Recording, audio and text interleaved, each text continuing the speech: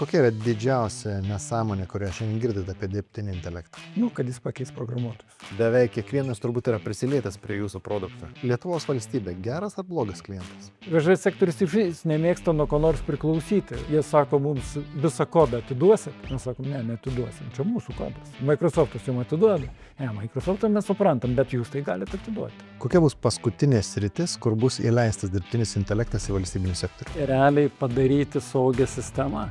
Tai tu gali padaryti taip, kaip žinai šiandien saugiai, bet po mėnesio jinai gali nebebūti tokia. Mes sakom, 80% programos pasirašo labai greitai ir 20% labai ilgai. O šiandien vis dar aktualu mokėti matematiką ar ne? Kaip aš sakau, aš savo niekada nekėliau klausimų, tas dalykas bus man reikalingas ar nebus.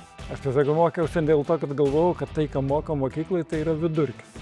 Gėda vidutinio lygio negebėti. Minties šuolis tai normalus, vairavau autovežį ir staiga, gaminsiu lovas. Taip ir atsitiko. Tai kas nupaišė tą lovą, kaip ji turi atrodyti? Čia pats susipaišiau, pasigaminau, žiūriu, funkcionuoja, viskas ok. Patikimiau pačiam viską. Kai pats gamini, nieko nepriklausai. Gaunasi paralizis by analizis. Tai visą laiką reikia imti ir daryti, nes, jeigu tu padarysi blogai, tu antrą kartą darysi, jau gerai bus. Blogų sprendimų nėra. Kur tas specialistas, kuris testuoja lovų grigždėjimą, galite parodyti man? Trečdalį gyvenimą praleisi lovai ir nepagulėsi tarp juos prieš pirkdamas. Girti klientą reikia. Dovydai, o kiek kainuoja lova, kurioje pats miegi? Pats pigiausia iš čionais. Čia sargeliai, direktoriai, čia cecha. Ir viskas rankų darbas? Taip. Oho, kiek vargo. Išgirdau, kad 40 lovų šį mėnesį atkrausi. Šį savaitę. Šį savaitę atkrausi. Kas tau sunkiausiai kaip vadovui šiandien sekasi? Su žmonėm kalbėti. Kodėl? Aš nežinau. Bjaurus.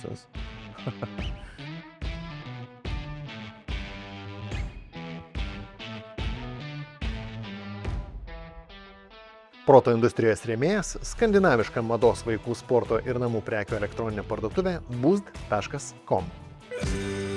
Pasiruoškite naujam sezonui su Boost. Atraskite daugybę naujienų iš mados, vaikų, sporto ir namų kategorijų. Parsisiųskite Boost mobiliąją programėlę jau dabar. Sveiki, gerbimieji! Kaip kartais būna pikta, kai kas nors neveikia, kai mes einam kur nors viešosiom paslaugom pasinaudoti internetą. Kažkokį naudojam valstybinės institucijos portalą, kažkokį prieimą, visi keikiamės. Bet aš galvoju, kad šioje laidoje jums turėtų paaiškėti, o kodėl kartais ta sistema veikia taip, kaip ji veikia. Kodėl yra tam tikri apribojimai. Nes mes pasikalbinsim vieną kompaniją, kuri dalyvauja tokių sistemų kūrime. Galėsit prirašyti komentarų, tikiuosi, kad jie jums atsakys. O kitas verslas vėlgi mane stebina, kai žmonės imasi lovų gamybos. Lovų gamybos, kai atrodo rinka pilna, kai yra tiek konkurencijos, kai lovų yra nuo iki, bet vis tiek kažkas sugalvoja pasirinkti tokį pakankamai nišinį dalyką kaip lovų gamyba ir sugeba iš to padaryti verslą. Čia galvoju, gal jums irgi tokia idėja, jūs kartais galvojate, kad jau rinka pilna, bet pasirodo, kad visada, jeigu įmiesi kažkaip tai išskirtinai ir giliau pažiūri klausimą, kad dar gali surasti ir savo nišą. Taigi, standartiškai 2 naujos istorijos jūsų dėmesiui.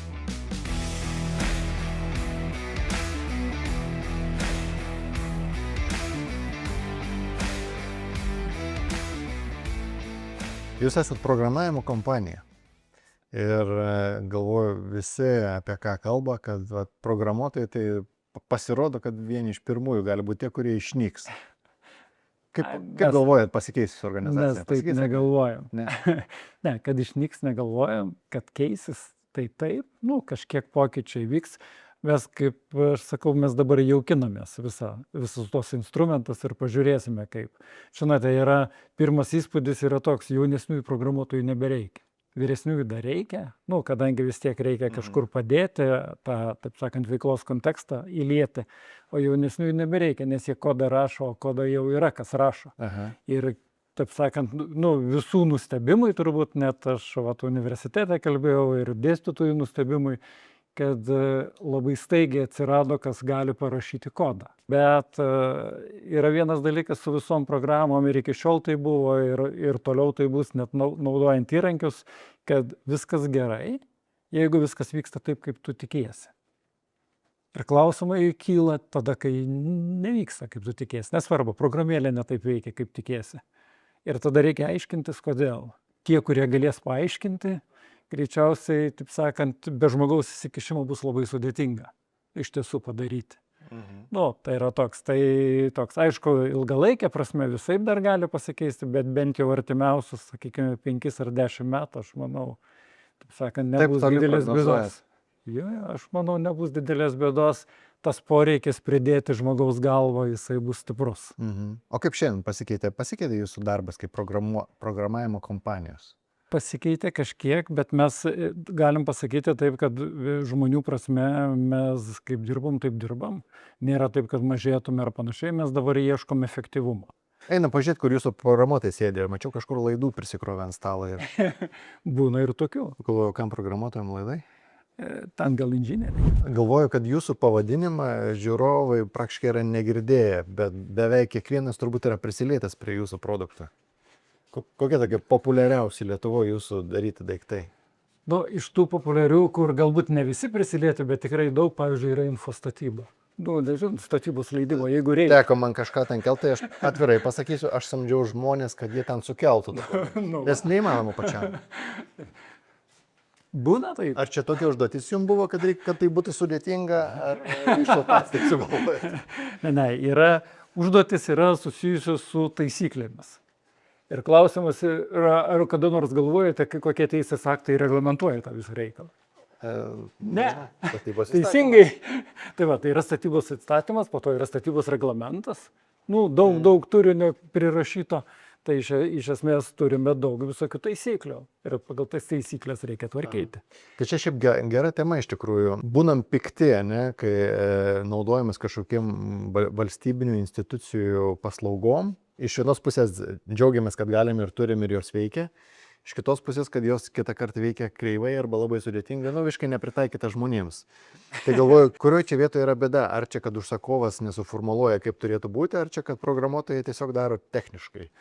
Ne, čia iš tiesų yra, galiu pasakyti, kai yra skiriami įvairūs finansavimai ir sakoma, reikia padaryti vis tiek bent jau viešojo sektoriaus, bet ne tik viešojo. Bet viešojo sektoriaus galbūt ypatingai, jie pirmiausia remiasi taisyklėmis ir teisės aktais, kurie nustato tai.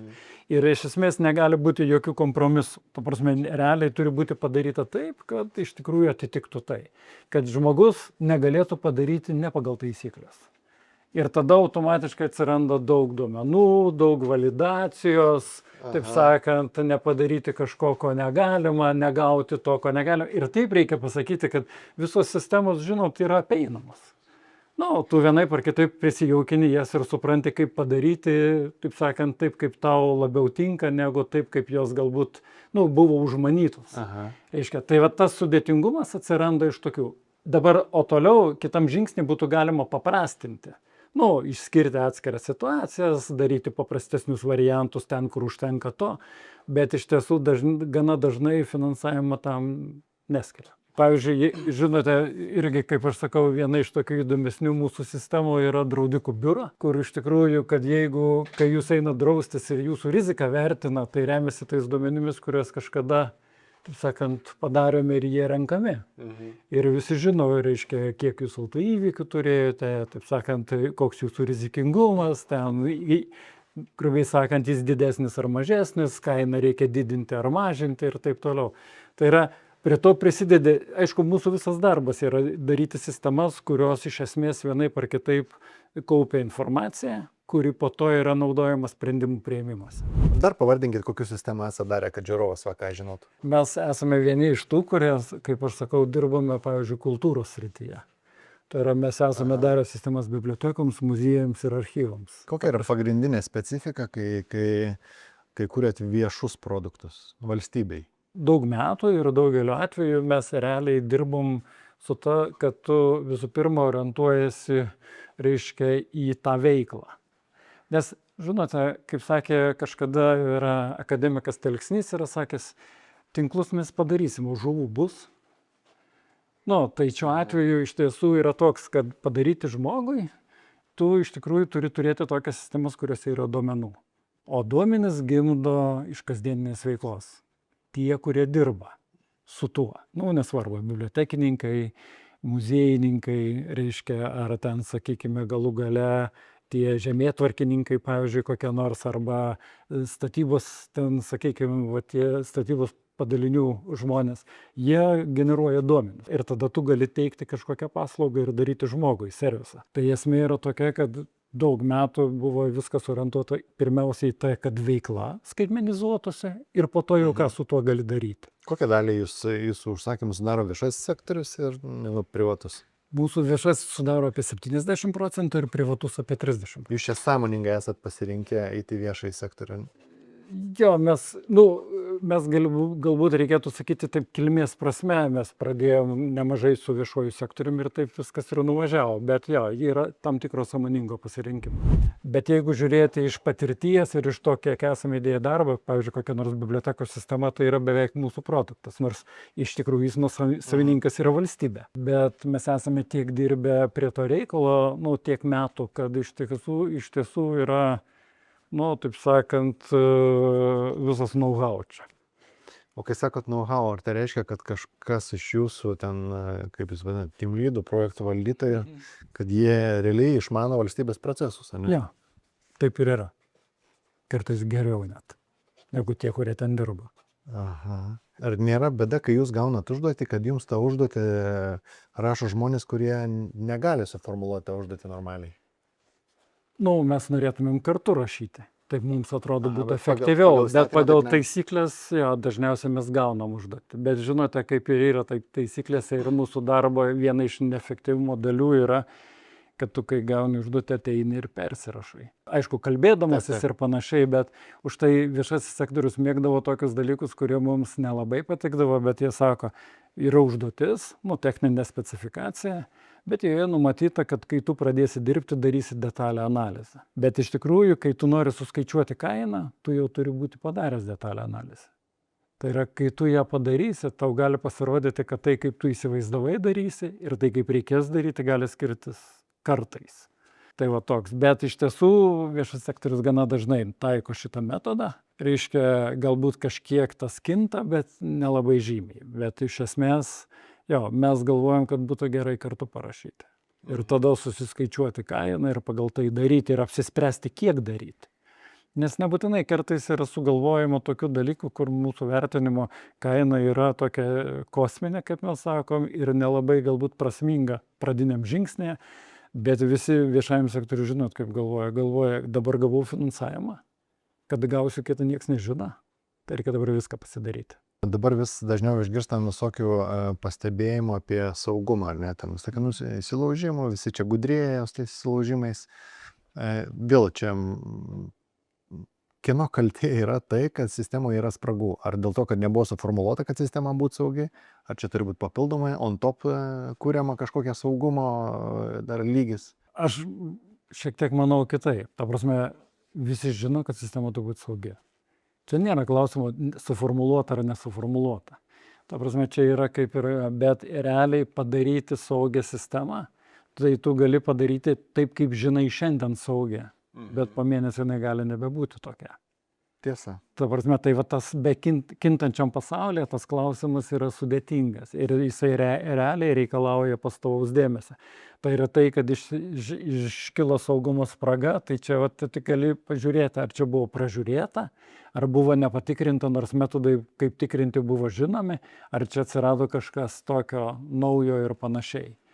Nes realiai tas visas saugumo elementas, jisai dar yra, jisai yra susijęs su tuo, kad iš tikrųjų norisi daugumą atveju, tai yra apribojimai. O realiai, kai mes turim sistemas, mes ar mėgstam apribojimus? Nelabai. Tai va, tai ta prasme, kai tu darai sistemą, tu stengiasi tuo apribojimu dėti kiek reikia, bet ne daugiau negu reikia. Bet iš tikrųjų pasirodo, kad kažko neįdėjimas yra blogai. Kritinis kartais. Ja. Aš galvoju, čia mums, ką aš noriu padaryti, kad žiūrovas suprastų, iš kur atsiranda tie tokie sprendimai, uždaviniai, spragos, problemos, kodėl kažkas nepatogu, kad šitą kažkiek praskleisti. Kiek šansų yra, kad kažkokiu momentu tos visos sudėtingos sistemos, kur ten, kaip aš sakau, kam man skambinti reikia kokį VMI ir klausti, ką čia spausti, jeigu aš pats galėčiau, vis tiek universitetą baigiau, tai pokonsultuoti, ne? Tai kiek šansų, kad atsiras AI įrankis, kur tiesiog aš sakysiu, aš noriu įkelti dokumentą ir tiesiog, tu pats ir įsikelk, aš tau įmesiu, kur tau reikia, tu ten ir įsidėk. Ne, aš manau, kad tam tikri šansai yra, kad atsiras, nežinau, aš dabar būčiau linkęs laikytis tokios minties, kad iš tiesų, nu, sakykime, taip atsiras instrumentai, kurie 80-90 procentų atveju tai padarys, bet liks keli procentai, kur nepadarys. Na tai matė šunis jau tos kelius procentus. Taip, bet esmė ir žmogus yra, žino, kai užsiraus ant tų kelių procentų, galvosi blogai. Žinote, kaip, pavyzdžiui, registrų centras padarė ten kokią nors įmonių registraciją, nu, mažojų bendrijų ar panašiai. Yra žingsniai ir yra sąlygos, kad jeigu tu tenkini visas sąlygas, tu užregistruosi įmonę iš karto. Bet jeigu tu kažko netenkini, tada prasideda, kur tu negali iš karto.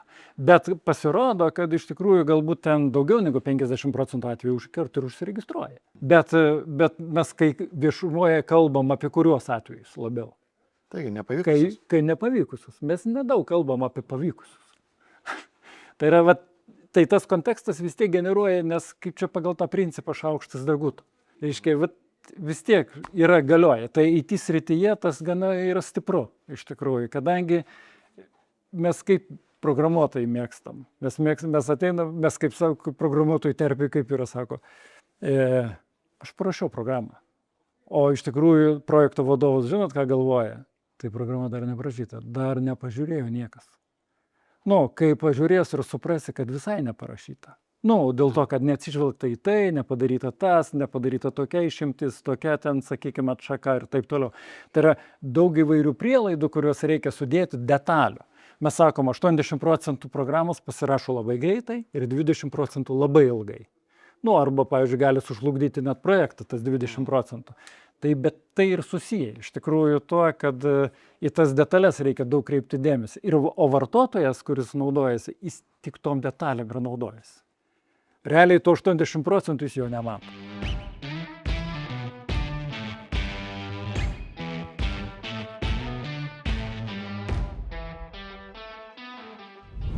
Telia – tai daugiau nei internetas. Tai technologijos padedančios sujungti pasaulį tvariai ir kokybiškai. Mes investuojame į naujausias technologijas nuo 5G ryšio visoje Lietuvoje, didžiausio šalyje šviesolaidžio infrastruktūros ir duomenų centrų, iki Telia Play turinio platformos. Esame patikimas partneris kibernetinio saugumo, debesijos ir IT sprendimų srityse. Telia – tai vieta, kur gali augti ir kurti paslaugas, kurios keičia rinką ir visuomenę. Ar tu pasiruošęs kurti ateitį?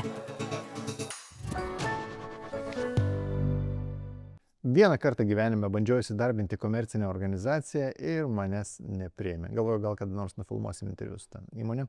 Bet aš turėjau svajonę įsidarbinti kažkokioje didesnėje korporacijoje, kad tiesiog išmokti procesų, suprasti, kaip valdomas kompanijos, įsigilinti dalykus, įgauti patirties. Ir čia, kas turi tokią panašią mintį, turit puikų šansą, nes Telia turi daug atvirų pozicijų, jūs puikiai žinot, kad Telia dirba su dideliais pasauliniais sprendimais, dirba įvairiausiom technologijom, esat girdėję turbūt ir 5G, ir televiziją, ir verslui paslaugas, ir ežio iš ankstinio mokėjimo paslaugą, žodžiu. Labai platus spektras galit pasireikšti ir klientų aptarnavimą galit eiti, kas su technologijom mažiau susiję.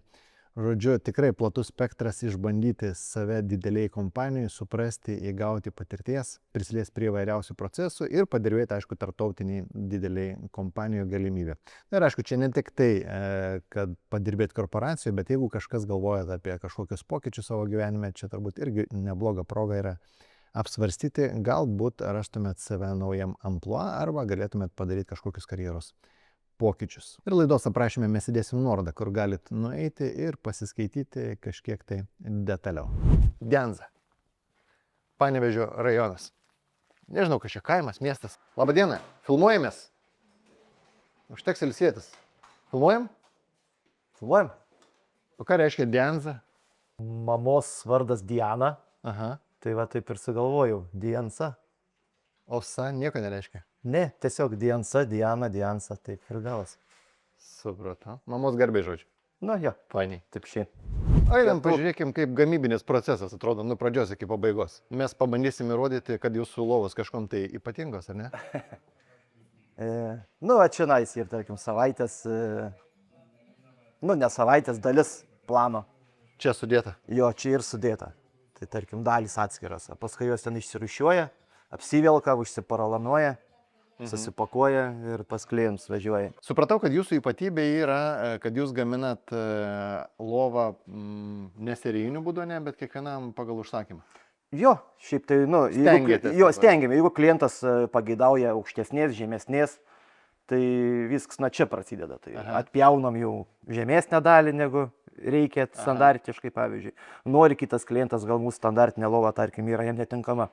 Tai pasiaukština, pasižemina, pasiplatina, jeigu reikia. O kodėl nesėmėt standartinių, gaminat ir prekiaujat? Nežinau, kadangi viską mes šį gaminam vietai, tai mums nėra labai sunku ir prisitaikyti. Viską taip, kaip sakau, atkaliau, kad lengvai galėtų žemintis, aukštintis į tos konstrukcijas. Bet gal neefektyvų taip, prie kiekvieno kliento taikyti? Šiaip tai žinoma, nėra taip, kad efektyvų, dėl to ir jie man papildomą mokestį už tai. Eina už tai paimti pinigų, ne? Nu taip. Tai tarkim, jeigu standartas, kokia nors standartinė lova, kiek kainuoja pas jūs? Nuo 605 eurų dvigulė. Šnekam apie dvigulės. Na gerai, 650 eurų, ne? Bet jeigu aš sugalvoju, kad aš ten noriu, kad jį būtų, nežinau, tas galvūgalis aukštesnis, tai man pabrangsta kiek?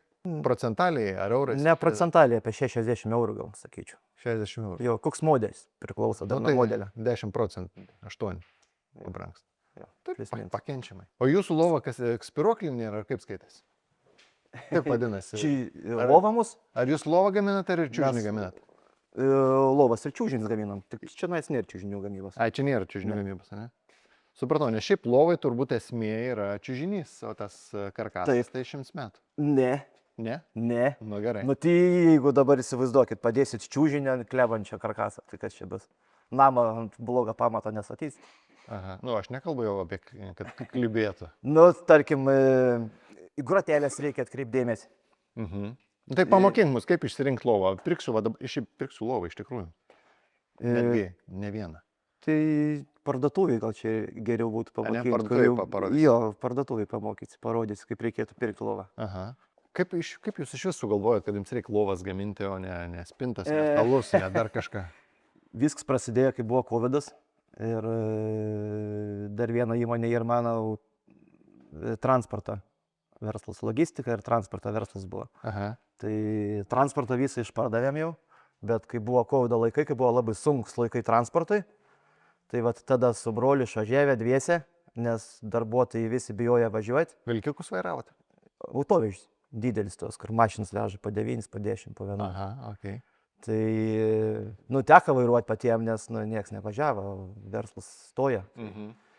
Tai 3 mėnesius galvojau išvažiavęs ir galvojam, ką čia susigalvoti, kad nebereikės mums čia važiuoti ir vairuoti.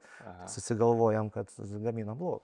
Čia brolio žmona pakiša mintį. Nu, toks minties šuolis tai normalus, vairuoju autovežį ir staiga, gaminsiu lovas. Taip ir atsitiko. Tiesiog pirkam pastatą, jau susitvarkėm stogą, susikūrėm čia visur. Čia nei grindų nebuvo niekada, visur grindys įsilėjom, viską pasidarėm. Aha, autovežius išsipardavėt? Jo, Kiek turėjot jų? 7 ir dar fūrų buvo ten kelias. Ir sunkiai sekėsi, ar sekėsi tik tai blogai per COVID-ą? Sekėsi, viskas ten gerai sekėsi, viskas okei, tiesiog labai daug nervų, greit pražilti galim buvo tenais. Su vairuotojais sunku labai.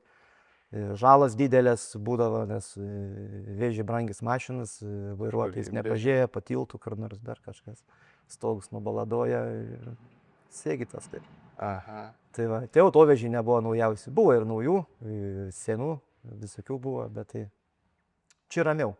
Nu, praplėsk vis tiek mintį, nes čia toks nestandartinis pasirinkimas. Kodėl sugalvojot lovą? Gal matėt, kad kažkas gamina? Tiesiog šnekėdavom daug, galvodavom, ko žmogui daugiausiai. Keliesi naują būtą, tu turėsi ant kažko mėgoti. Remontuosi būtą, turėsi ant kažko mėgoti. Nemėgosi ant žemės. Visur tų lovų reikia. Ir visą laiką jų reikia. Tai lygiai pat ir stalo reikia. Taip. Keliesi naują būtą, reikia stalo, reikia stalo. Taip, man nežinau, aš su minkštais kažkaip su lovom sugalvojam ir viską. Kad reikia lovą, ne? Ir kaip gimė pirma lova? Ir kas ją nupirko? Pirmas buvo kelios gal. Ten dabar, kur bus siuvimo cechas, ten turėjom šaurumą tokį pasidarė. Tai susikūrėm kelis modelius pirmus. Patirties neturėjot? Nei baldų projektavime, nei tiesiog... Ne. Tai kas nupaišė tą lovą, kaip ji turi atrodyti? Čia pats susipaišiau, pasigaminau, žiūriu, funkcionuoja, viskas ok. Grotėlės kilnojasi, tarpai gražus, visur viskas eina. Žmona pirmą lovą pasiūvant, turėjo kitą darbą. Tai išėjau aš nuo darbą pradėti siūt lovus. Nu. Bet tai vis tiek reikėjo gal nusipirkti, nežinau, konkurentų gerą Ne. lovą išsiardyti, pasižiūrėti, kaip padaryta. Būdavo, naidavam, pasižiūrim, kaip kas, kur turėtų būti, taip toliau. Na, daugiau viską čia pats padariau, pagaminau. Šiaip gamybiškai nesudėtingas gaminys, ne, tas karkasas. Ne, nėra čia sudėtinga. Tai o kodėl sugalvojot, kad reikia patiems jums gaminti? Taigi gal galime tos ruošinius susipirkti iš kažko viską? Galim susipirkti. Susisukti ir tiek žinių. Taip, bet tada jau norėsi kažką pakeisti, pamodifikuoti, jau viskas, baigėsi. Tu užsisakai kitą. Paskui, kas garantuoja man, kad iš kur užsisakysiu, atveš porciją, pusę fūras brokuoto dalyko, ką aš klientai sakys, palaukit, man per gaminą ruošins. Aha. Patikimiau pačiam viską gaminti. Kai pats gamininiam nieko nepriklausai. Priklausomsies nuo medienos tiekėjo, nuo plokščių tiekėjo, nuo klijų, porolono, audinių ir viskas. Buvo taip, kad nu, ten iš tų pirmų gaminimų pagaminai lovą ir kokią nors nesąmonę padarėt? Ne. Iškart Viską išsitestuoju. Pats pirmas gaminys, kad ir pas mum kas nors gimsta, tai tie 2, 3, 4 modeliai visą laikas būna prieš atduodant klientai surenkant. Pasigaminam, pasižiūrim, pasitvirtinam šablonus, viską, kad tiktų, viskas negirgždėtų, ištestuojam, iššakinėjam, nuo tokių astalų netgi šokam ant tos lovas. Kur tas specialistas, kuris testuoja lovų girgždėjimą, galite parodyti man? Girgždėjimą? Nu Tai čia nėra toksai specialiai, visi mes čia pasiemam iš...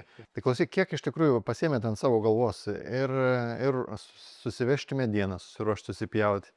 Ir pakuoti reikia sugalvoti, ne, kad būtų patogu pristatinėti. Prigaminta. Šiai savaitė kiek lovų mes turim, Andriu? 40. Šią savaitę 40 lovų, ne? Lovų nuo 6-5, o brangiausiai kiek kainuoja? Tai yra 1500 ir kokį audinį užsidėsti. Ir brangių audinių labai gali būti ir 2000, 2500. Tai kas labiausiai iškelia kainą lovos? Audinys. Audinys. Ir modelis pats. Aš galvoju, kai 650 lova, tai kiek čia tų lovų turi parduoti, kad gautųsi verslas? Tai čia pigiausia, 650, dvigulė.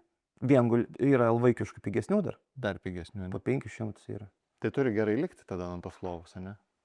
Turi būtinai likti. Nes, jeigu neliks, tai darbuotojai, parduotuvės, mokesčiai Lietuvoje, elektra. Kaip sugalvojat kainą nustatyti? Tai susiskaičiuoji? Susiskaičiuoji žaliavas, susiskaičiuoji viską. Tai, tada viską iš 2 padaugini ir maždaug ir prekiauji. Ne, žiūri, kiek galiu pagaminti. Aha. Vienų lovų pagaminti daugiau, kitų mažiau pagaminti. Tai irgi tą įtakoji. Ir žiūri, susiskaičiuoji. O, koks gražuolis. Čia sargeliai, direktoriai, šią cechą. Čia vižlas, ar kaip čia? Vižlai, jo. Vižlai, ne? Čia galvų galiai. Sukirpimas tenais vyksta, ten susivimas ir apsišaudo. Ir viskas rankų darbas. Taip. Oho, kiek vargo. Čia jau pabaiga gaunas, tada supakuoti ir pas klientą išvežti. Ilgai užtruko išmokti, nes, pavyzdžiui, kad gautųsi tiesios linijos, kad, kaip sakai, kad nebūtų bangelių. Čia, Samanta. Ar pasiėmė žmogų, kuris jau mokėjo tą daryti? Samanta mokėjo viską čia daryti, ne? Ne. Nemokėjo, Samanta mokėsi viską daryti. Keikėsi, stengiasi. Aha. O gavosi nuo pirmos lovos, kai susiuvat iš karto, ar ne? Ne, tikrai ne. Kiek prireikė lovų pagaminti, kad jau gavosi taip, kaip norėjot? Oi, net neįsivaizduoju. Ne viena, ne 2, 5 gal kokios. Nu, tai nuo 5 jau nėra blogai. Ką renkantis lovą man reikia žinoti? Bet aš dabar, va šiaip tikrai pirksiu lovą. Audinys, mechanizmas. Tai gerai, ką man reikia apie audinį žinoti? Martindeilo ciklus. Kas tas yra? Trinties. Per kiek greitai Kaip čia susitrina. sakai, Martindeilo? Martindeilo ciklai. Aha, čia kažkoks Yra, bandymo metodas. yra testas, daudiniai ir staklės jas trina. Kiek 1000 kartų sutrins, kad Aha. matytųsi nusidėvėjimo požymis. Ok. Tai kuo daugiau, to geriau. Žiūrėk, dabar žinosiu. Nes mums visi yra apie 100 tūkstančių. Tai čia yra labai aukštai. Tai žodžiu, galiu su galva trinti 100 000 kartų, kol pratrinsiu, ne? Kol pamatysit, kad pradeda trinti. Kad pradeda trintis. Ok. Nu gerai, jau kažką išmokau. Ką dar? Gyvūnų turit, neturit? Turiu. Nu tai draugiškas gyvūnams, nedraugiškas gyvūnams. O ką reiškia draugiškas gyvūnams? Neturi jie poreikia nagų, katės, tarkim, galąstis. Nepatinka jiems. O, čia klausyk, labai svarbus aspektas. Jo. Kitur yra audinukai, kur patinka. Jo, va čia nais labai patinka katytėms tas audinys. Aha, Taip išdrasko jos visą, jaučia poreikį, ne, Jo. nagus pakrapštyti. Aš galvoju, pasaulinis toksai populiariausias Porsche ženklas lovų tai yra koksai? Pasaulinis? Jo. Oi, net Na, nežinau. kas ten su lovos tokios yra? Lietuvoje tai galėčiau pasakyti. Ne, o kas Lietuvoje yra? Lona? Jie skaitosi kiečiausių lovų, ne? Nu, aš manau. Tai va, kaip tau pakonkuruoti? su jais? Lietuvių Taip. gamybos, tarkim. Taip. Yra, aišku, ir geresnių tų lovų, kur... Tai Hastansas yra pasaulinis, ten jų lova 10-15 tūkstančių eurų kainuoja, ne? Tai, o kaip jums va su lietuviais pakonkuruoti? Vis tiek reikia atrasti savo nišą, kaip išsiskirti, ne? Kodėl man ateit pas tave pirkti? Kaina. Mes dar neturim tokią stipraus vardą, gal kaip mūsų konkurentai. Aha. E... O kiek gali už vardą užsimesti papildomai? Kai tapsi žinomas, kiek galėsi brangiau paimti dėl to, kad jau bus žinomas? Nežinau, jaučiu 2-3% minimum. Gali dasimesti. Na, aš manau. Aha. Nu, išgirdau, ne, kad 40 lovų šį mėnesį atkrausi. Šį savaitę. Šį savaitę atkrausti. Tai tai per mėnesį 160 lovų. Ne, visą laikas būna mažiau. Aš metinį skaičiuoju visą laikas, tai praeitais metais virš 1000 gavęs lovų. Supratau. Nu gerai. Kaip nusprendžiat, kokias medžiagas rinktis, kokias spalvas, iš ko pirkti, kodėl tokia, ne kitokia? Perkam tai iš Liteinos, irgi iš lietuvių. Aha. Audinius, pavyzdžiui. Yra audinių ir iš Davisa, iš kito tiekėjo, Lenkų, tarkim, tiekėjas, didelis labai. Spalvas nusprendžia Samanta. Kaip Samantas spalvas nusprendžiat? Tai mūsų rinkoje visi 50 pilko atspalvių. 50 pilkų atspalvių geriausiai veikia, ne? Taip, aišku, žmogui visada užkliūna už ryškios spalvos, pritraukia ir bekmėgos ant talpos. O aš galiu iš vis savo lovą susikurti pas jūs? Yra, kur atsinčia, tarkim, dizainerės vizualizaciją. Aha. Ir pasakom, mes pagaminsim, nepagaminsim, pasakom kainą. Aha. Tai dažniausiai būna jau kaina nuo 2200, nes, nu, jau susiprojektuoti reikia ją.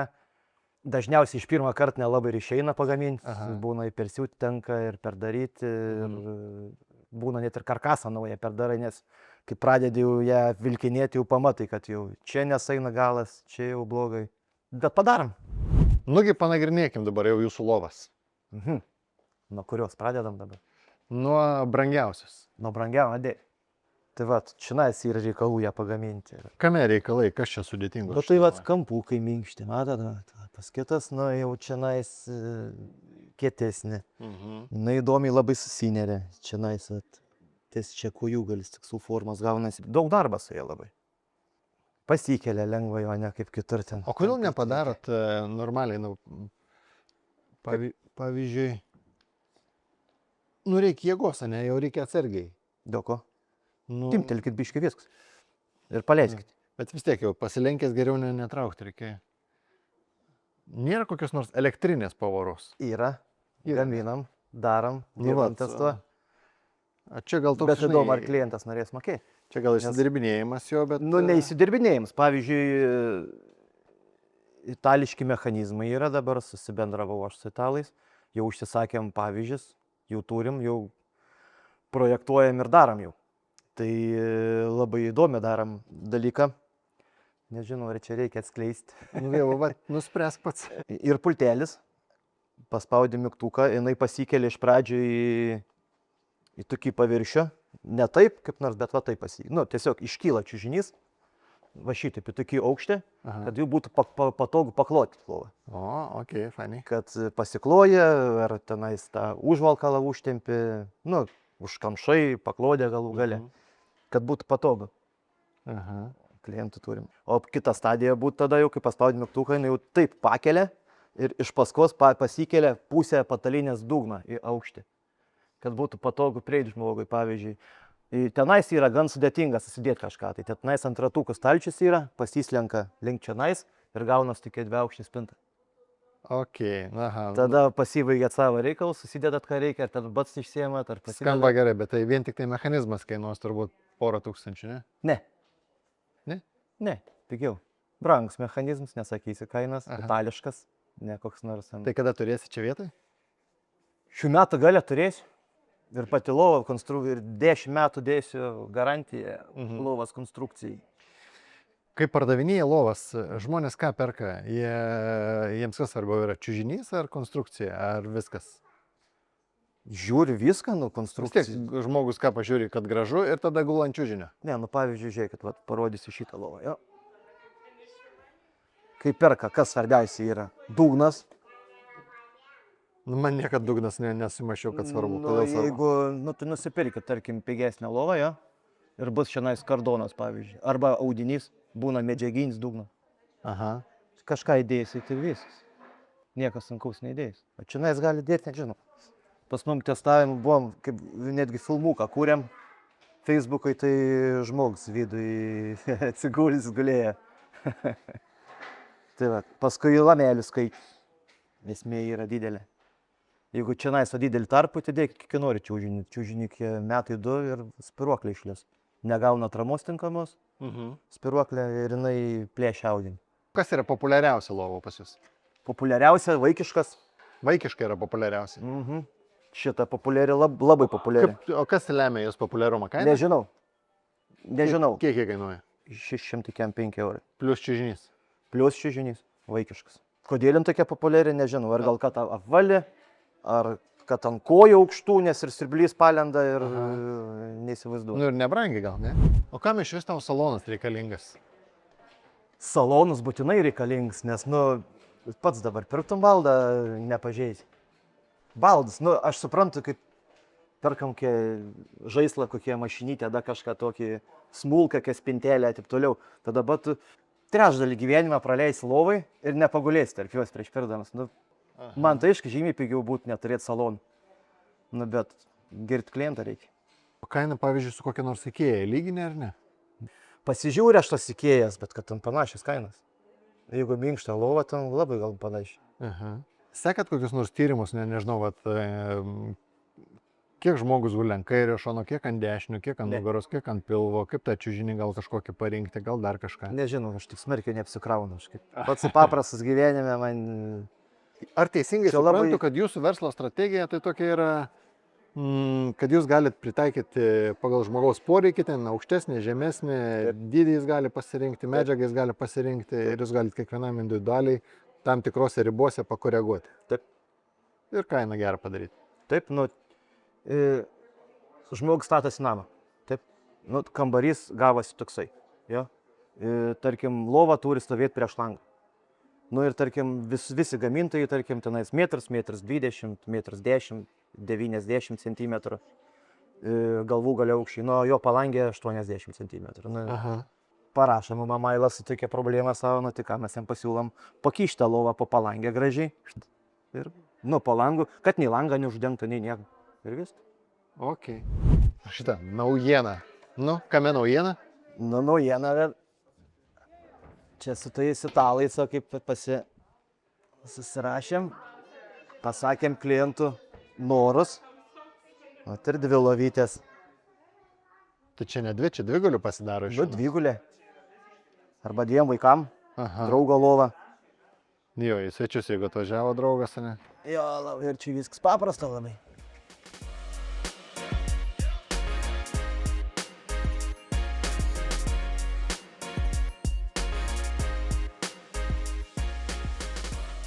Paskambino bičiulis, sako, gal reikia namo išskirtiniai vietai.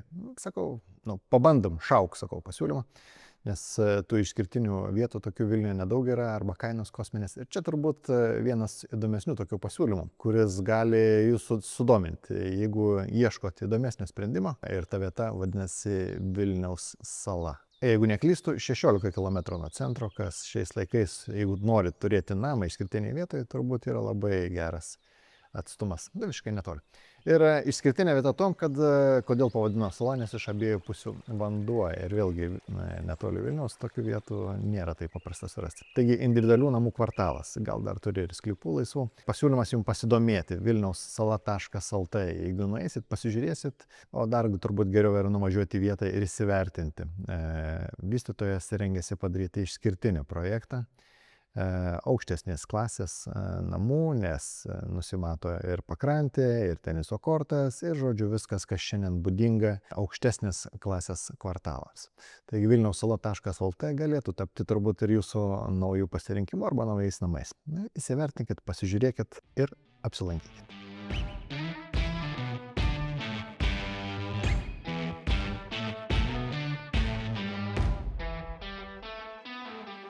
Jūs, Albertai, esate pagal išsilavinimą mokslininkas. Aš pagal išsilavinimą matematikas. Matematikas. Bet jo, jūs mokslininkas. Mokslininkas. Ir dėstot universitete daug metų. Taip. Kokį dalyką? Aš esu dėstęs per istoriją įvairių, bet, sakykime, paskutiniu metu, aišku, tai buvo su informatika, aš daugiau su geoinformaciniam sistemom. Kas yra geoinformacinis? Geografinės informacijos sistema. Ekonomistam. O šiandien vis dar aktualu mokėti matematiką ar ne? Aš tai manau, kad taip. O kam? Aš nesigailiu, kad baigiau matematiką, nepaisant to, kad iš tikrųjų didžiąją dalį praleidau kompiuteriniam ar skaitminiam kontekste. Reiškia, sakykime, taip, bet realiai tas matematikas davė tam tikrą gebėjimą, taip sakant, dėliotis argumentaciją. Logika kažkokia. Nors aš juokauju, kad, pavyzdžiui, mano logika nesutampa su teisininkų logika. Reiškia, su kuria kartais susiduri žmogus, reiškia, bet visumoje, sakykime, tas gebėjimas skaičiuoti, suprasti galų gale jisai yra pakankamai svarbus. Pavyzdžiui, buvo ilgą laiką manoma, kad visi informatikai, taip sakant, jų kilmė yra iš matematikų. Bet čia daugiau dėl logikos ir algoritmų. Tai dabar taip nėra, dabar informatika yra kaip savarankiškas dalykas, iš tikrųjų sumis ir čia tas matematikos klausimas yra tik tai tiek istoriškai, kiek universitetas į tai įdeda, ten matematikos ar panašiai. Tame tarpe mes, pavyzdžiui, savo tarpe turėjom programuotojų, kurie buvo baigę filologiją, reiškia, ten nekalba apie fiziką arba ten, sakykime, ekonomiką ir panašiai, tai yra įvairių mokslų. Tai čia labai atsakingai noriu jūsų paklausti, nes čia nueisi tik to, ką vaikai garantuotai žiūrės šitą vietą. Kokie argumentai šiandien mokytis matematiką, kai bet kuris GPT, LLM'as puikiai sprendžia uždavinius, išaiškina? Kai mokaisi mokykloje, tau atrodo, kad pats sunkiausias dalykas yra spręsti uždavinius. Bet iš tikrųjų egzistuoja sunkesnis dalykas – sugalvoti uždavinį. Ta, kurį po to sprendi. Jeigu tu moki sugalvoti uždavinius, tau spręsti uždavinius yra žymiai lengviau. Bet klausimas, ar tu moki sugalvoti uždavinius. Tai todėl iš tiesų aš žiūriu taip, kad didžioji masė žmonių negalvoja uždavinių, jie sprendžia. Bet jie spręsti uždavinius, tai reiškia mokytis spręsti problemas. Mokytis ieškoti atsakymų į klausimus. Bet jeigu tu pasieki tam tikrą lygmenį, kur tu gali sugalvoti uždavinius, sukurti problemą ir sprendimą pasiūlyti arba sukurti alternatyvės problemas, ieškoti variantų ir taip toliau, tada tu turi daug didesnį pasirinkimą. Nes mano vertinimas, mokymasis šiaip, jisai iš esmės yra toks, kaip aš sakau, aš savo niekada nekėliau klausimų, tas dalykas bus man reikalingas ar nebus. Aš tiesiog mokiausi dėl to, kad galvojau, kad tai, ką moka mokyklai, tai yra vidurkis. Gėda vidutinio lygio negebėti. Ko tau reikės, tai po to tu pamatysi ir tu iš tikrųjų pats auginsiesi tą kontekstą. Bet esmė yra tokia, kad kai tu mokaisi ir turi gebėjimą, tu renkiesi. Kai tu negali išspręsti uždavinių, negali suformuluoti, tada tu eini ten, kur tau, kaip čia, pavyksta nueiti. Čia fainiai išvedėt paralelę tokią. Man patiko. Užsidėti pagrindą kaip reikia. Aš čia noriu netgi savo pasikartoti ir užsitvirtinti. Tai vaikai, jeigu klausimas, ar mokytis matematiką, ar nėra klausimų, nes tai yra proto treniruotė, jūs privalote ją mokytis. Bet kitas svarbus dalykas yra, ką sako, su motyvacija susijęs, kad jeigu tu tik spręsi uždavinius, tai tavo šansai pasirinkti, ką tu veiksi, mažėja.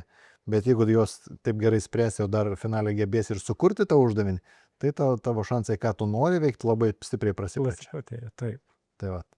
Žodžiu, mokykitės iki tokio lygio, kol patys galės sugalvoti uždavinį. Kaip dažnai susiduria su žmonėm, kurie yra savotiški genijai savo srityje, bet komandai nemoka veikti ir kaip tokius išnaudoti? Mes, sakykime, taip retai susiduriam su tokiem. Specialiai stengiatės nesirinkti. Bet jo, mes iš tikrųjų ieškome variantų, kur vis dėlto būtų komandiški, nes realiai, nepaisant to, kad, kaip aš sakau, Lietuvoje projektai nėra dideli. Taip, jeigu žymti bendrai masto prasme, tai projektai nėra dideli, ten, jeigu projekte dirba 30 žmonių komanda, tai yra milžiniškas projektas. Lietuvos mastu. Taip, Lietuvos mastu. Ta prasme, dažniausiai čia viskas susiveda į tokios nuo 5 iki 20. Sakykime, tokio dydžio projektai ir nėra taip, kaip, sakykime, tarptautinė prasme yra projektai, kur ten visi dirba ten N metų, visi dirbs prie vieno uždavinio. Čia pas mus ganėtinai dažnai kinta tie uždaviniai. Jeigu yra branduolys, kuris galbūt dirba prie vieno uždavinio, tai vis tiek nemaža dalis komandos, jinai kažkokiam projekte dirba ten, tarkim, metus 1,5 ar 2, po to dirba kitam projekte ir taip toliau, šiek tiek migruoja. Rinka šiandienai net nemėgsta individualiai, tu galėtum sakyti taip, aš kaip ypač dabar, jeigu pasimsiu į parankę dirbtinį intelektą, tai pasidarysiu vienas tą uždavinį. Tai. Ir viskas. Ir susikursiu kažką, pardavinėsiu rinkoje, imsiu pinigus ir būsiu, taip sakant, fainas. Bet iš tiesų, taip sakant, mes su tuo dar iki to nedaėjom ir jeigu žiūrėti rinką, jinai nelabai mėgsta tokius vienetinius atvejus dėl to, kad rizika, yra nebeturėti to daikto po kurio laiko yra ganėtinai didelė. Pavyzdžiui, viešas sektorius iš vis nemėgsta. Viešas sektorius iš vis nemėgsta nuo ko nors priklausyti. Žinote, net jeigu mes ateinam, turim dokumentų valdymą. Sprendimą. Jie sako, mums visą kodą atiduosit? Mes sakom, ne, neatiduosim. Čia mūsų kodas. Kodėl mes turime atiduoti? Microsoftas jums atiduoda. Ne, Microsoftą mes suprantam, bet jūs tai galite atiduoti. Bet logika tokia. O mes sakom, ne, mes sudėjom daug savęs į visą tą reikalą, mes konkuruojam rinkoje, mes nenorim atiduoti.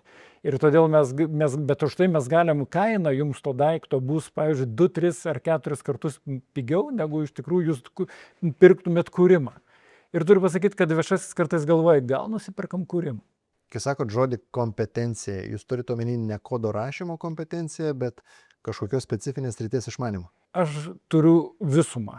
Ir kodo rašymo, ir gebėjimo kodą rašyti, be klaidų rašyti, taip sakant, tokiu būdu, kad tai labai atspindėtų tą veiklą ir iš tikrųjų numatytų tas galimas situacijas, kurios ten gali iškilti.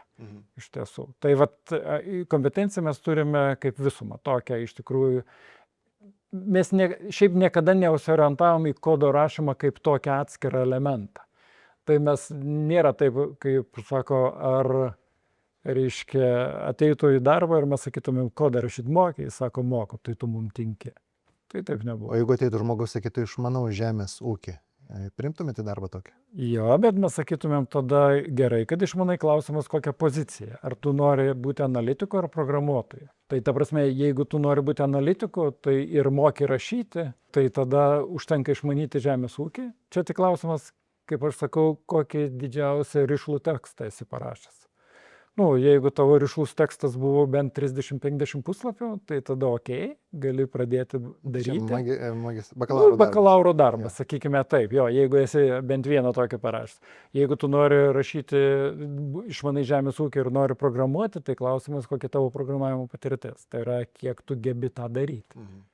Tai čia yra toks atspindys iš tiesų. Nes jeigu dar apie kodo rašymą, galiu pasakyti, aš esu savo gyvenime, bet čia tai prieš kokius 25 metus padaręs, mums reikėjo vieno žmogaus priimti darbą ir buvo 2 studentai. Studentė ir studentas. Ir kurie. Ir aš tos merginos klausiu, kokia patirtis tavo? Kodo rašyme. Jis sako, aš tik tiek, kiek universitetas davė užduočių. Jo, galvoju, nedaug. Nedidelė patirtis, nes aš žinau, kiek universitetas duoda užduočių. O tam vaikinui sakau, kokia tavo, sakau, didelė, aš ten mokykloje dar programavau, tada ten esu parašęs tokių programų. Ir kadangi mes ieškojom daugiau, kuris ten gebėtų efektyviai rašyti kodą, tai galvoju, tai vaikinas yra visą galvą geresnis. Mes jį paėmėm į darbą. Po 2 metų mes jį atleidom, o ta mergina, jinai kitur nuėjo ir jinai buvo puiki. Tiesiog buvo puikiai. Tai čia man buvo patirtis, kaip kartais tas, kaip mes, mano komanda, kurioje dirba tas bičas, jis sakė, jis pianistas. Jis moka greitai viską daryti, ta prasme, ir daug daryti, bet iš tikrųjų kokybinė prasme, jisai, taip sakant, nebuvo geras, o jau nekalbant apie veiklos išmanimo kontekstą, kad jam buvo neįdomios veiklos. Ir todėl jisai per laiką nebegalėjo būti geru. Tai o mergina gilinosi į viską ir jinai buvo puikiai. Tai va čia buvo man pamoka, kaip kartais tai apgauna. Nu, apgaulingai pasirodo iš tikrųjų, bet ir reiškia, į ateitį žiūrėdamas mes taip, sakau, aš visą laiką žiūriu taip, kad reikia per visumą iš tikrųjų vertinti. Okay. Jūs valdot programuotojų kompaniją, dirbat daugiausiai su valstybiniais užsakymais. Kokia bus paskutinė sritis, kur bus įleistas dirbtinis intelektas į valstybinį sektorių? Ką reiškia paskutinė? Nu, kur, kuri lėčiausiai įsileis? Jo, nu, kur lėčiausiai įsileis, ar kur jūs matote daugiausiai grėsmių, ar daugiausiai nepatogumo, nu, arba jeigu ateitų užsakovas ir sakytų, ten, mes norim, kad jūs mums dirbtinį intelektą kažkur sudėktumėt, kur galvojat, kad dar nelaikas, arba iš vis gal niekada nebus laikas? Ne, aš iš tiesų negalvoju, kad yra tokia vieta ir viešojo sektoriaus kontekste, kur nelaikas arba negalima. Aš manau, kad tam tikrą prasme galim. Aš tik tai galbūt galiu skirtumą iš to, kaip ekonomikos ir inovacijų ministerija vertina dirbtinio intelekto panaudojimą arba diegimus ir tame tarpe viešajam sektoriui. Aš truputėlį kitaip žiūriu. Aš daugiau dirbtinį intelektą žiūriu per tokį bendresnį kontekstą tam, kam jis dabar naudojamas, ne per tą, kad jeigu yra ten, sakykime, pagal taisyklių visumą pasiūlomi sprendimai arba algoritmai kažkokie, kurie sudirba ir ten, sakykime, išduoda rezultatą, aš to nevadinu dirbtiniu intelektu. Man tai yra, nes tas buvo ir prieš 30 metų. Bet tas, kas iš medžiagos generuoja šiek tiek naują turinį, kad ir to paties tokio konteksto, tai va čia yra dirbtinė. Ir aš galvoju, kad visi gali įsileisti. Čia yra daugiau tik rizikos klausimas suvaldyti dabar tai, kad tai netaptų vieša. Iš esmės. Kad neišneštų išorę. Jo, kad neišsineštų išorę, kadangi valstybinis sektorius labai daug turi asmens duomenų. Labai daug. Reiškia, tai iš esmės reikėtų įsileidinėti taip, kad iš tikrųjų būtų jausmas, kad tu valdai situaciją ir tai netaps, reiškia, medžiaga kitiems. Tai iš tos pusės reikia ganėtinai stipriai dirbti ir iš tikrųjų žiūrėti, bet jeigu žiūrėti apibendrintai, aš manau, kad visi gali įsileisti tam tikros apimtys. Taip užtikrintai pasakėt, kad valstybė turi labai, labai daug mūsų duomenų. Tai ką jie turi? Asmens kodą, vardą, pavardę, adresą, nekilnojamo turto registrą. Sveikatos duomenys. Sveikatos duomenys, transporto duomenys, reiškia, taip. Ne, jie neturi to tokio socialinio gyvenimo, taip, konteksto, kurį turi, žinom kas, ta prasme. Bet jie šitų, sakykime, duomenų, reiškia tokių, kurie yra susiję su mūsų, sakykime, taip, tokiu instituciniu kontekstu, kur tu iš tikrųjų turto kontekstų galvoji ir panašiai, tai jie turi pakankamai daug. Aš kažkada kai mes pradėjau dirbti visam šitam kontekste, ten prieš 30 kelis metus, dirbom prie tokių sistemų, kur kaip tik jau tada buvo idėjos, kaip čia padaryti integrales valstybės sistemas. Susijęti. Ir aš kaip žmogus, kaip žiūrint iš informatikos pusės, tai labai įdomu. Ir faino padaryti, kad viskas rišas, atėjai, paspaudė ir viską gavai. Žiūrint iš žmogaus, asmeniškai mano žmogaus, aš galvoju, nežinau, ar noriu. Šitoje vietoje paliksim spragą. Ne, spragos dirbtinai nepaliksi, bet tu visada tada keli klausimus. Taip sakant, koks čia yra lygmuo, kokia yra prieiga, kaip tai bus valdoma. Ir šiandien dienai per tuos, sakykime, 30 metų tas nėra taip blogai, arba nėra taip, kad palikta nuošaly ir nevaldoma, yra valdoma. Dabar, žinote, yra ne tik tai, kad kas ten duomenį įrašė ar duomenį pakeitė, gali pamatyti, gali pažiūrėti, kas žiūrėjo. Čia tas registrų centro visas kontekstas iš to ir iškilo, kad iš tikrųjų gali išsiaiškinti, kas kiek žiūrėjo, kas ką darė, kokios buvo vykdomas paieškos ir taip toliau. Tai yra informacijos atsekamumo kontekstas yra žymiai sustiprėjęs. Prieš 25 metus tikrai tokio nebuvo. Ar jums yra tekę gauti uždavinį, kuriame, kaip čia pasakyti, dėl žmogaus patogumo buvo specialiai paliekamas spragos? Duosiu pavyzdį. Pavyzdžiui, dabar Lietuvoje daug kur pristatyta yra vidutinio greičio matuoklių. Bet vienam kely greičio vidutinio nėra ir manau, kad jo ir nestatys. Kaunas Vilnius. Aš manau, kad tai sąmoningai daroma yra, nes tiesiog labai daug srauto ir visiems nepatogu būtų, jeigu ten kažkiek ten prasidėtų tos korekcijos. Ar jūsų darbe buvo toks dalykas ar ne? Ne, nėra tokio dalyko. Okay. Jūs šiandien esate labiau mokslininkas, akademikas ar verslininkas? Ne, aš turbūt labiau esu verslininkas. iš akademinio pasaulio atėjęs. Nors keliasdešimt metų vis tiek dėstot universitete. Jo, ta prasme, aš iki dabar, sakyčiau, taip dirbau universitete, vat galvoju nebedirbti. Bet iš tikrųjų, ta prasme, Ką jums duoda universitetas? Mano universitetas duoda tam tikrą tą bendravimą su studentija, iš tikrųjų tą, sakykime, dar papildomą domėjimąsi bendru kontekstu, reiškia, kad jausti tam tikrą pulsą, pasižiūrėti iš tikrųjų, kuo kvėpuoja ne tik tai verslas, bet ir, sakykime, tas akademinis pasaulis ir turint mintyje, kad universitete moka studentai, kurie galų galiai ir pas mus ateina, reiškia, tai tu visoje toje apyvartoje, plus man tiesiog įdomu. Gudrus studentai dabar? Turim šansus šitą kartą ar ne? Ne, aš sakyčiau, kaip norėtųsi pasakyti, yra įvairūs ir nėra gudresni negu mes buvom. Visos kartos yra savaip gudrios. Ta prasme, nėra taip, kad čia viena karta yra kažko labai gudresnė. Vienintelis dalykas, ką galima turbūt nesunkiai pastebėti ir ten, nežinau, iš vaikų ten pamatyti, kad informacijos apdorojimo greitis kinta.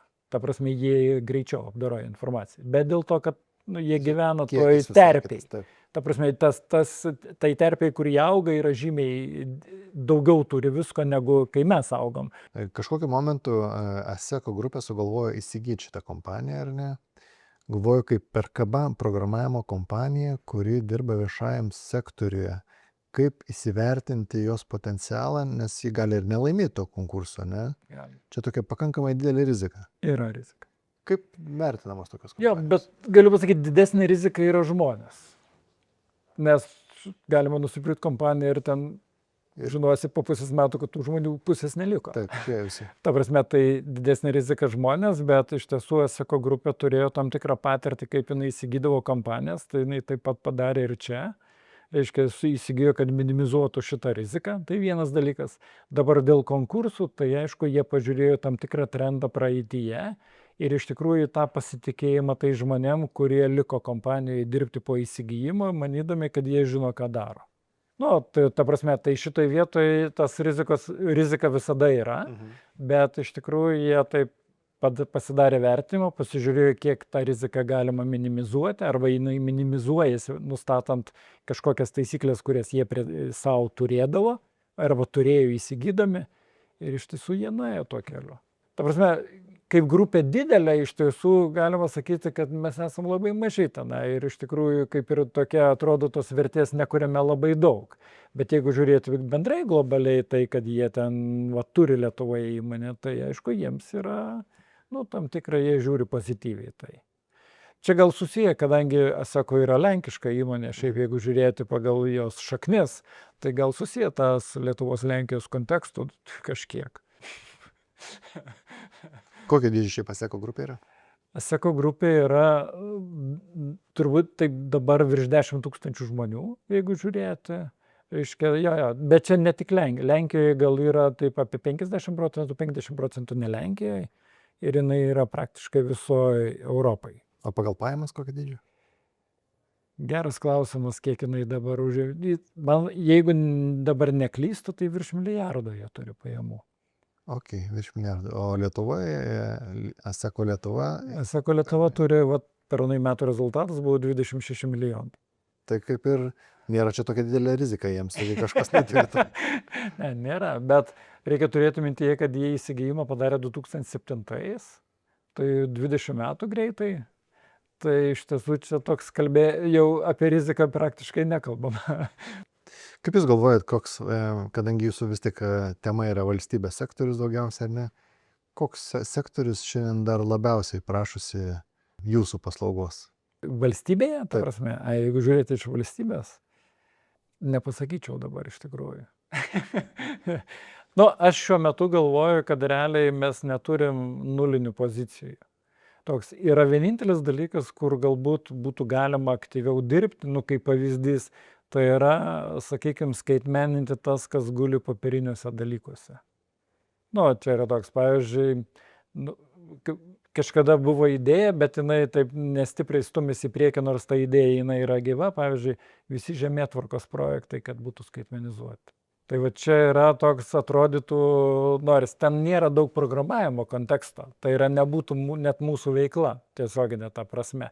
Mūsų veikla galbūt paversti tą skaitmenizuotą turinį į kažkokį gyvybingą, kurį tu gali kasdieniniai veikloje aktyviau naudoti, nes vien paveiksliukais neišsiversi. Bet iš tikrųjų, skaitmenizuoti čia būtų. Mes kažkada esame dirbę su Ignalinos atominė elektrinė, čia jau tam uždarimo kontekste ir ten esame dėgę sistemą, reiškia, kartu su partneriais vakariečiais, reiškia, uždarimo kontekstu, kur skaitmenizuojami buvo visi jų dokumentai ir techniniai brėžiniai.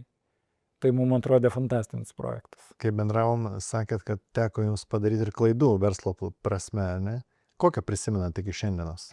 Pešai mus strigė ir labiausiai. Dėl ko nemegojot naktį? Žinot, mūsų verslas yra toks. Nelaimi kokį projektą ir jau tada galvoji, kaip gaila ir kaip blogai. Reiškia, iš esmės, kai, sakykime, yra toks vienas iš blogesnių dalykų, kurį teko, kaip čia pasakyti, pragyventi, tai buvo ta vadinama garsioji, nežinau, kuri vadinasi Rusijos krizė 8-9 metų, kur iš tiesų ekonomika nuėjo taip, reiškia, ir iš esmės mums tada mes turėjom komandą puikią, reiškia, o projektų finansavimo nebebuvo. Tai mums tada buvo ganėtinai sunkus metas ir mes taip gavom ganėtinai įsitempti, kad iš tikrųjų išlaikyti žmonės, išlaikyti komandą ir pragyventi tą laikotarpį. Tai ir pavyko. Turiu pasakyti, kad iš esmės, bet ten buvo taip labai sudėtinga situacija. Mes kadangi dirbom nemažai su viešuoju, mes turim tą ciklinį bangavimą.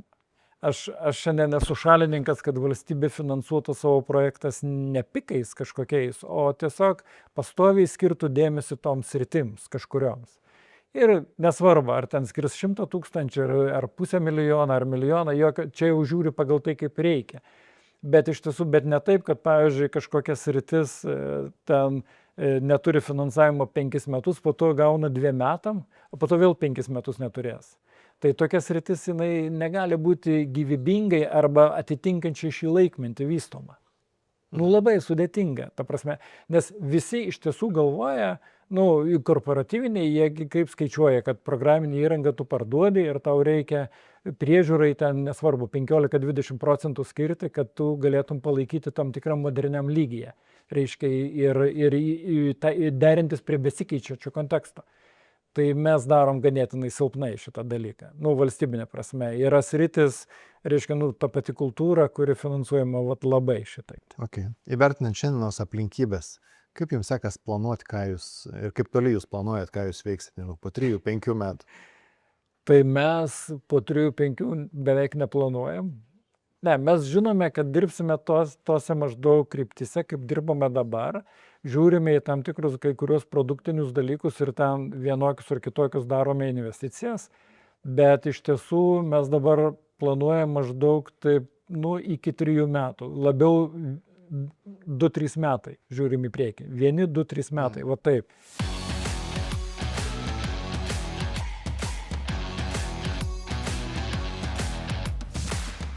Tęskime edukaciją verslams, ar ne? Galvoju, kokias pats pastebėjai didžiausias klaidas, kai verslai ateina skolintis? Tai kelias turbūt pagrindinės įskirčiau, kur užtrunka tas pingpongas daug laiko su mūsų klientais. Tai pirmas yra susijęs su finansiniam ataskaitom, ką mums klientas atsiunčia.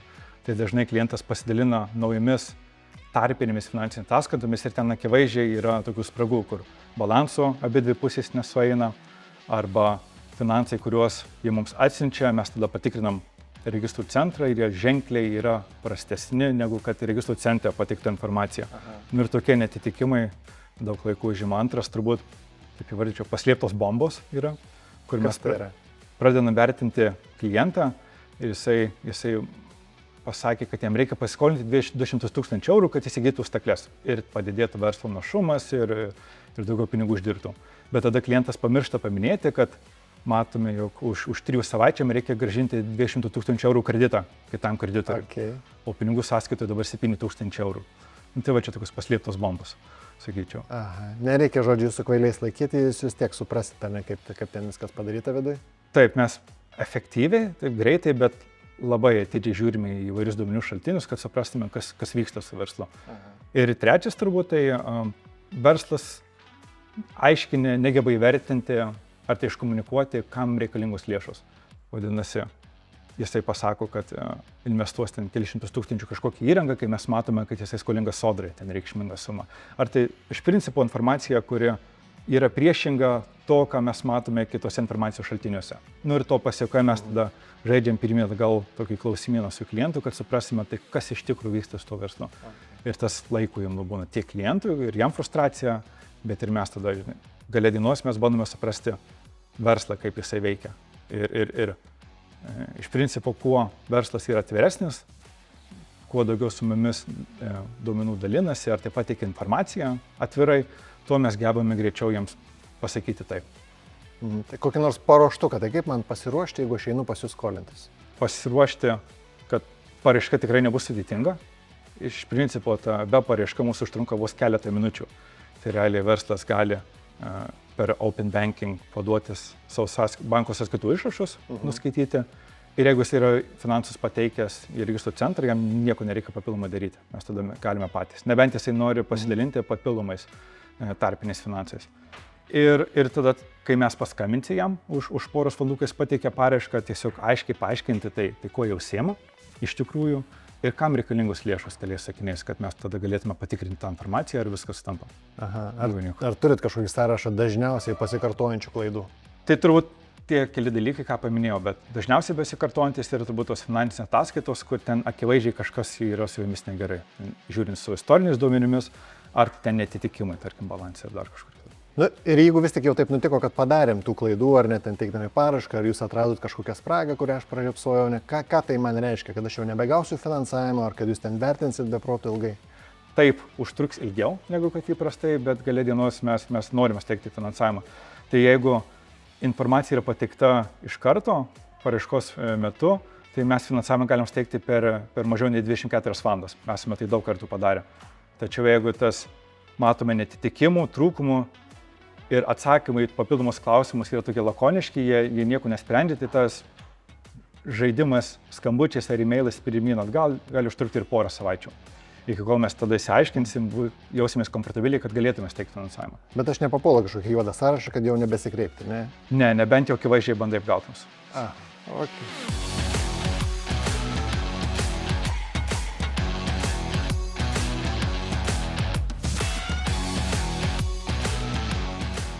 Dovydai, o kiek kainuoja lova, kurioje pats miegi? Pati pigiausia iš čionais. Kodėl? Pati naujausias modelis mūsų, ne naujausias, iš naujesnių, Amelija, kompaktiškai ir dizainas labai patiko. Man su žmonai viskas. O nenorėtum miegoti geriausioje pasaulio lovai? Brangiausiai? Nu, 10-15 tūkstančių eurų. Ne. Kodėl? Nežinau. Nesuprantu, kam mokėti toks pinigus. Tu pats sakei, kad lovai praleidai trečdalį gyvenimo, ne? Taip.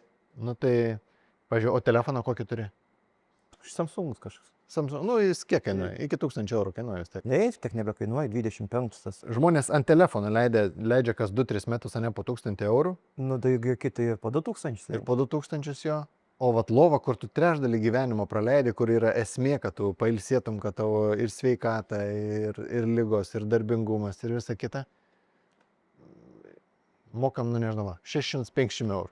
Nu tai dar plus čiūžinį pridėkite. Tai, nu gerai. Iki 1000 eurų galim nusipirkti kompas. Nu, pusantro. Gan kokybiškai galime. Kaip už vieną telefoną, o čia tu nusipirki 10 metų daiktą, ar dar daugiau, ne? Ir taip pigiai. Tai ne, kodėl ne, tai reikia sumokėti 10 štukų, galvoju, reikia sumokėti už lovą, ne? Nu aš tiek nemokėčiau, žinau, kaip, nu, nebus pagaminta iš kažkokį tokio, negu pats gaminam. Nu, bus faniera naudojama, aukščiausias rūšės, nu, bus biški brangiau. Audinys bus, nu, ekologiškas, jeigu norim, nu, jis irgi bus biški brangiau. Bet čia ekologiškas, kad pažymėjimas ekologiškas, bet audinys tas pats, ne? Koks dar pažymėjimas? Yra pažymėjimų ir kurie tiesiog pažymėjimas, bet jisai, nežinau, kai, nu, įves, kur tu nori, skaičiukas ir nerais, kad jis toks yra. Aha. Ar teisingai girdžiu, kad nebuvo labai daug analizės pasirenkant į kokį segmentą su lovom eiti? Ne, neanalizavau. Aš taip žiūriu ir galvoju, kartais būna, kad žmonės labai daug dėmesio paskiria analizai, rinkai, išsiplėtoti kainodarai, piešia kliento portretą ir gaunasi paralizis by analizis. kai finale nieko ir nepadaro, tiek daug išsianalizavę. O tu Nieko, suprantu, daug laiko. ėjai ir padarei tiesiog. Tai visą laiką reikia imti ir daryti, nes, nu, jeigu tu padarysi blogai, tu antrą kartą darysi, jau gerai bus. Nu, trečią kartą, ketvirtą. Vis tiek padarysi gerai. Blogų sprendimų nėra. Aha. Net Jordans įmetė. Daugiau prametė, negu įmetė. Nu, tai Papasakok apie savo kokias kliurkas tokias, kur darėt, tikėjot, bet nesigavo. Arba kas Jo. juokingai. Lova, kaip dabar jos vardas, užmiršau net. Milana. O įvargam prie jos. Nebėra jas prekybai. Niekas nepirko. Gavas taip, kad klientai atsintė kelias užklausas. Mums patiems labai patiko. Graži. Man labai graži buvo. Ir nepirka nieks. O kiek iš vis turit skirtingos, kiek skirtingų modelių gaminat? Apie 20. Apie 20, ne? Jo. Jeigu šiandien užsakyčiau lovą, nu kažkokią, kažkiek tai pagal save, kada atiduotų man ją? Žiūrint, kas pagal jūs. Jeigu audinys ir aš kontaktuoju su tiekėju, tiekėjas atsako, kad jis turi vietoj, pavyzdžiui, jeigu Litėna, jo, tai jisai dažniausiai viską turi vietoj. Panevėžys sandėlys. Nu, man tiesiog atsisėsti mašiną, nuvažiuoti pasimti audinį ir pagaminti lovą lieka. Tai gerai, nėra labai gudrus variantas, bet šiandien Bet užsakau. šiaip tai kas trečiadienį Reikia man ten važiuoja. kažką biškiau Tai aukštesnį ar rugpjūčio žemesnį. 14. Tai čia būtų už mėnesio. Plius minus. 4 savaitės. Taip. O kodėl užtrunka 4 savaitės? Nes šiaip juk jūsgi ruošinius visus turite, ne? Nu, Taip. ten reiktų tik tai gal privijoti. Tai realiai pagamini per Nu, valandą nes- laiko tą lovą. Dar Esu tiek greičiau neužtrunka. pagaminęs. Nu, tai va, ir taip Taip. neužtrunka. Tai kodėl man reikia savo valandos laukti 4 savaitės? Žiūrim, kurį modelį dar. Dėl to, kad yra eilė. Kaip klientai apie tave sužino? Kaip tu skleidi žinutę apie save? Nu, tai yra reklamos agentūra. Ir jie skleidžia. Filmuojam patys filmukus Facebook'e, nu, socialiniai erdvėj. Tai va Samanta, kuris sukirpinėja audinis, ir pasifilmuoja dar. Kauno parduotuvės pardavėja irgi mielai pasifilmuoja. Per socialinius tinklus. daugiau? Socialiniai tinklai, Google, iš lūpų į lūpas labai daug. Aha. Daug grįžtančių klientų. Draugai rekomendavo. Okay. Į platformas kažkas neįni, kad, nežinau, ten kokiam baldam vienas atiduoti, Ne. kad jie prekiautų dar. Ne, iš kažkam. pat pradžių bandėm su Pigu LT dirbti, bet ankainis žiūrinis. Kiek buvom pardavę tų lovus ir problemą su klientais, jie ten nesusitarė kažko tai su pristatymu. Ten, nu, spėjau tą reikalą. Pasirinko strategiją tiesiai dirbti su klientu. Taip. Ir galvoju, kad čia. Aš atsakau tada už kokybę, bent jau 100%. Patys priemam užsakymą, patys pagaminam, patys susitarėm su klientu, kada pristatom, patys ir pristatom, ir surenkam, jeigu reikia. Ir tada žinom, kad būna aukščiausia kokybė, o ne kažkas kitas padarė. Iš ko šiandien jauti didžiausią konkurenciją? Lenkai kokie nors, kinai, nežinau kas dar. Kinai. Kinai. Lenkai, kinai, aišku. Nu, jiem išeina pigiau pagaminti. Bet vėl kiniška produkcija, nu, jinai ir kiniška. Tai turėt Taigi ir gerai nėra. nusipirkti kinišką lovą, atsivežti čia pastatyti, išardyti ir rodyti skirtumus tarp savo ir kiniškos lovos, ne? Oi, daug skirtumų bus labai. Nu, ten kinai taip nutaupa, taip jie nuplonina viską, nu, ten, oi, tai. Bet galima Yra, išmokti kažko. esam, kaip mūsų verniukai pristato lovas, ne, labai būna daug prašymų, išrinkit seną. Išrinkit, nu mes atsisakom. Nes kitą kartelį tu ją išrinkti, jos nebesurinkis. Ir čia daug žmonių žino tikrai tą dalyką. Jeigu ten yra baldų, kur išrinki, tu nebesurinkis. Viskas. Ar teisingai suprantu, kad šitą verslą valdo šeima? Taip. Kas dirbat iš giminių? Dabar dirbam, tai aš, mano žmona ir yra užkulėse dar mano brolis. Jisai anksčiau dirbo, įkūrė internetinę parduotuvę, sukūrė jisai sistemą visą vidaus, sukūrė programą. Daug padarė labai jis. Tik dabar jisai nebėra poreikia jam dirbti, jisai išsidarbina tiesiog. Bet šiaip Jeigu ateitų tavo bičiulis, koks nors sakytų, noriu pradėti verslą, galvoju pradėti va su draugu, su žmona ar su broliu, ką tu patartum? daryti. Normali čia schema. Daryti, nu ką žinau. Darai, padarai. Nedarys, nepadarys. O jeigu galvosi ilgai, tai kažkas kits padarys. Ir žmonių, kurie galvoja ilgai labai. Prieš darant. Galvoja, taip padaryti, ar taip padaryti, ar taip. Nu ir pats esu galvojęs daug kartų. Nu, bet tu vis tiek pradedi daryti Ir kad jeigu ir matai, kad blogai tau gavosi, ne, nu, tu pradedi stengtis daryti, pataisyti, nu, vis tiek padarys, kad gerai būtų. Aha. Kas tau sunkiausiai kaip vadovui šiandien sekasi? Su žmonėm kalbėti. Sunku komunikuoti man labai. Kodėl? Aš nežinau. Bjaurus esu. Nu, reikia išmokti komunikuoti. Darbus kitiems suplanuoti labai sunku man. Kaip tu galvoji, jeigu tu vat negirdėtum, kokiais 3 žodžiais tave kolegos apibūdina? Kolegos? Nu, kolegos, darbuotojai. Bjaurus. Mano žmona tai tikrai pasakyt. Nu, kaip kolegė, bjaurus, prisigalvoji nesąmonį, pagazinti mėgstu labai. Vėl prisidirbat, sakau, vėl varštelį neįdėjot. Atrodo, darbuotojai jau tokie, ką, atrodo, viską gerai padarė. Na, aš gerai, sakau, juokauju. O ko norėtum išmokti kaip vadovas? Ko galvoji trūksta tau? Planavimo daugiau gal. Dieną planuoti. Sunku. Mažiau galvoti. Būna taip vakare ar prieš miegant, tai prisigalvoji tiek dalykų, tiek naujovių, tiek to, paskui atvažiuoji į darbą sekant rytą, su visom naujojom, taip ant lentos gamybos vadovai sproksti. Tai, nu, jis nebesuprant, ką daryti jau net. Tai va, to reikėtų atsisakyti. Bet šiaip suprantu, kad sekas neblogai, nes augimas yra visai nemažas, ne jūs? Jo, sekas tai gerai. Kiek suprekiavot pernai? Apyvartą kokį padarėt? 1 100 000. O šiais planuojat kiek? Šiais ne 1,5 gal kokį, bet nebebus jau tokių didelių kelimų, nes sunkus metų šie. Aha. Nu, kūras, žaliavų brangimai, žmonėm irgi, aiškiai atsiliepia.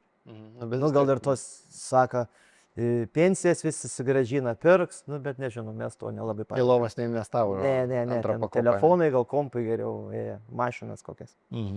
Kas bus sekantis verslas po šito? Baldai. Kitas segmentas. Tokia sunkiai rinka. Nesunkiai, jeigu atlieka kokybiškai. Žmogus nori aptarnavimą, nori susišnekėti, nori šiandieną parašyti mailą, kad ten būtų atrašyta per, nu, ne rytoj, ne poryt, su pasiūlymu, teisingai. Nusiskundęs, kad turi problemą, nu, kad reaguotum, o ne, kaip kiti net netrašo nieko. Arba, na. Nu, tai jeigu tu galvoji, kad aptarnavimas taip svarbu, gal užtenka tik prekiauti ir tiesiog pasimti aptarnavimą ant savęs. Gal ir užtenka tik prekiauti, bet aš, nu, nežinau. Saloną, va, turi, gali dar pastatyti korpusinių baldų papildomai. Galiu viską prisistatyti, bet kaip darai, daryk vieną ir gerai padaryk, o ne daug pabiški, bet viskas blogai. Jei gaminu lovus, tai gaminsi gerai lovus. Nu, tai prieštingai skamba. Gerai. Tai pabaigai mes turim savo tokią tradicinę rubriką, vadinam Blitz klausimynų, tai jeigu gali atsakyti vienu žodžiu, jeigu gali trumpų sakinukų atsakyti, nu tai vienu sakinu. Verslą geriau kurti su broliu ar su draugu? Koks brolis žiūrint? Man geriau su broliu. Pasitiki. Draugui būna šiandien draugs ir to žiūrėk susipyks. Jeigu šiandien reikėtų daryti statymą, dirbtinis intelektas ar programuotojas? Ant ko statytumėte? Aš statyčiau ant programuotojo. Šiaip buvo, kad pasigailėjai, kad lovom užsiėmė, ar ne? Buvo. Kas čia per momentas buvo? Pradžia gal pati, kaip laužiai galvą, tiesiog laužiai. Iki 2 nakties, iki 3 nakties apsimdavai, nu, darbą reikėdavo turėti, tai apsimdavai viską.